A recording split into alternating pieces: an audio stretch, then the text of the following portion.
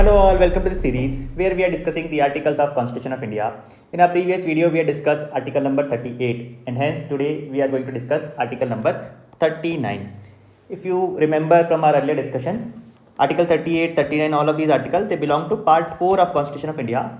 Part 4 which deals with DPSPs, Directive Principle of State Policy. Part 4 starts from article 36 and at article number 51. 36, 37, 38 we had already discussed and hence let us today discuss article number 39, right? So let me read the text of article 39 first. It says certain principles of policy to be followed by the state, right? So while making policy, certain principles state has to follow. Those principles are mentioned here in article 39. It says the state shall in particular direct its policy towards securing. The policies of the state shall be directed to secure few things, right? What are those few things? First is 39A. It says that the citizens, men and women, equally have the right to an adequate means of livelihood. The state must make sure that the citizens of this country, when I say citizen, both men as well as women, they get a right or they have means of livelihood, right? Now please try to understand, because DPSPs, they are non-justiciable in nature, right? Even if state is not able to provide employment or livelihood opportunities to the citizens, we cannot approach to court, right? But still it is a responsibility has been given to the state, that state through its policies must make sure that citizens of this country, they have adequate means of livelihood. Certain measures which have been taken by the state in order to implement article 39A is, for example, you might have heard of MG Narega Act, Mahatma Gandhi National Rural Employment Guarantee Act, which now has been replaced by VB Ramji Act, right? Both these laws, they were there to implement article 39 clause A only, because they promise certain days of guaranteed employment to the people of rural areas, right? Similarly, you might also have heard of PM Kisan Samman Nidhi. This scheme of Government of India gives 6,000 rupees to every farmer every year, right? So I hope these are just few examples. Like this, government has taken or state has taken many more such steps or measures to implement or to enforce article 39 clause A, right? Moving forward to 39B. 39B says that the ownership and the control of the material resources of the community are so distributed as best to subserve the common good, right? Whatever are the material resources of the community, not of a private individual, the material resources of the community, they shall be distributed, or their ownership and control shall be distributed in such a manner that they work or for the betterment of common good. They subserve the common good. They do not serve the benefit of only few, but these material resources of the community, they must benefit the common or a larger section of the society. For example, let's say we have certain minerals below the earth, right, or under the earth, right? Those minerals, they are material resources of the community. They do not belong to one individual, right? And hence the control or ownership of these resources shall be in such a manner that they benefit, those resources, they benefit the common good, or they benefit the society in general, not to just few, right? Then a similar kind of DPSP is given in 39C also. It says that the operation of economic system does not result in the concentration of wealth, right? There shall not be concentration of wealth and means of production to the common detriment, right? So 39B talks about the material resources of the community. 39C says the economic system shall be such that because of its operation, wealth shall not get concentrated in the hand of few. It shall not be the case that there are certain people who are becoming richer and richer at the cost of poor, right? That has been directed to the state. State's policies must be such that there is no concentration of wealth. Now, both these two DPSPs, they are almost giving a similar kind of responsibility to the state, and hence certain measures which have been taken by the state to implement or enforce article 39B and 39C are: one is land reform. I hope you all have read about land reforms. Land reforms, for example, the land ceiling act, that nobody will be having land beyond a certain capacity. or beyond a certain ceiling. For example, abolition of zamindari. All these things were done under land reform. The purpose was that there shall not be concentration of wealth in the hand of few. Then Competition Act of 2002. Competition Act, you might have heard of Competition Act. It basically makes sure that there is no monopoly in the market. Right? If market will be monopolized, again there will be huge concentration of wealth in the hand of you, and maybe it will be acting as detriment to the common interest of the society. Then the taxation policy of our country. The taxation policy, especially the direct taxes, they are being collected by the state in a manner that the people who are richer, those who are very rich, they pay higher taxes, and the people who are very poor, they pay either low or nil, zero tax, right? So you might have seen or heard of the taxes in income tax, the slabs in income tax, right? The very rich section, the ultra rich, they pay 30% of their income as tax. Then the people below them, they pay 20% of their income as tax, right? So the taxes are collected in such a manner that those who are very rich, they pay high tax, those who are poor, they pay less taxes. It is basically to redistribute the wealth, right? Or to implement Article 39 Clause C.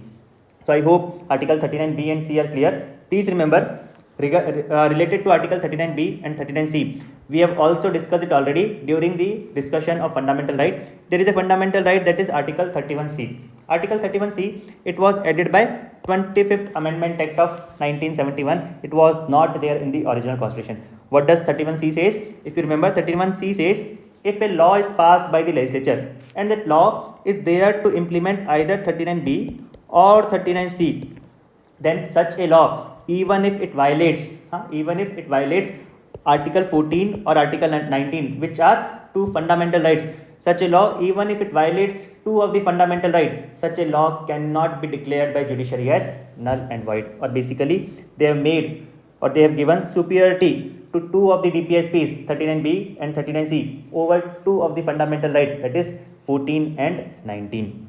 Right? Moving forward, Article 39 Clause D, it says that there is equal pay for equal work for both men and women.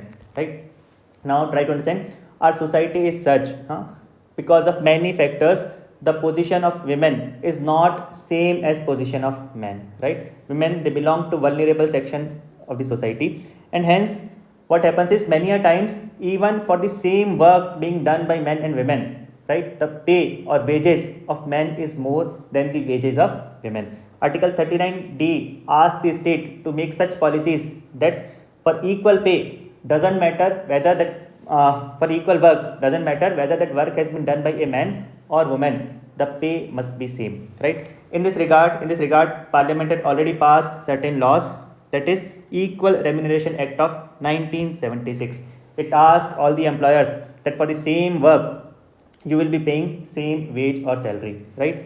All these laws related to wages, they have been codified also very recently in 2019, that is Code on Wages of 2019. Right? And then 39E gives one more responsibility to the state. It says that the health and strength of the workers, men and women, and tender age of the children are not abused, that citizens are not forced by the economic necessity to enter a vocation unsuited to their age or strength. Right? Now again, try to understand, India, we are a country of poor people. Right? Even now, a large section of the society, they live below poverty line, and hence, because of the economic necessity, many a times poor people, especially children and elderlies or women, they are also they are also forced to work in such kind of condition which doesn't suit to their age, which doesn't suit to their physical health, which doesn't suit to their strength. Right? 39E says that state must make sure that people who are vulnerable or people because of economic necessity do not do such kind of work which doesn't suit to their strength or health. Right? And hence there have been certain measures taken by the state. For example, Child and Adolescent Labor Prohibition of Regulation Act of 1986. What does this law basically says is that children below the age of 14, they have been prohibited to work in hazardous industries. Right? That is a fundamental right also of children of below the age of 14, they cannot work in hazardous industry. 14 to 16, 16 plus, for them also certain they have been allowed to work in certain kind of industries, certain kind of jobs have been allowed, but in hazardous industries their employment has been prohibited by fundamental right as well as this particular law. Then maternity benefit act, this act also you might have heard of. This act asks the employers that for certain number of weeks, right, for 26 weeks,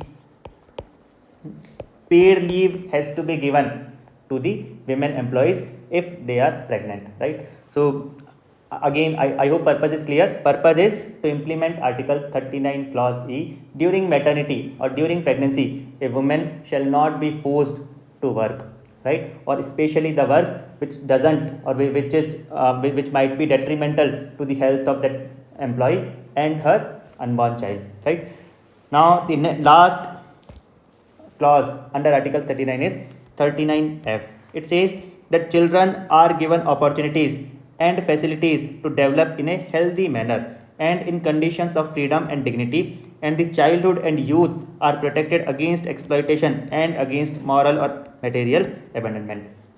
Right? 39F, first thing what factually you have to remember is this Article 39F was added by 42nd Amendment Act in the year of 1976. It was not there in the original DPSPs. This Act 39F basically talks about protecting the rights of the children, right? One, we have discussed already that children below the certain age or children below 14, they are not allowed to work in hazardous industries. Certain other measures which have been taken by the state in order to enforce Article 39F is Right to Education of 2009. I hope you remember. Under this law, children who are in the age group of 6 to 14, they have been given a right of free and compulsory education by the state. Right. Similarly, one more law has been passed by Parliament is Prohibition of Child Marriage Act of 2006. It criminalizes the child marriage. Right. So, like this, many other initiatives have also been taken. Many other measures have been taken by the state to make sure Article 39F is being enforced, is being implemented.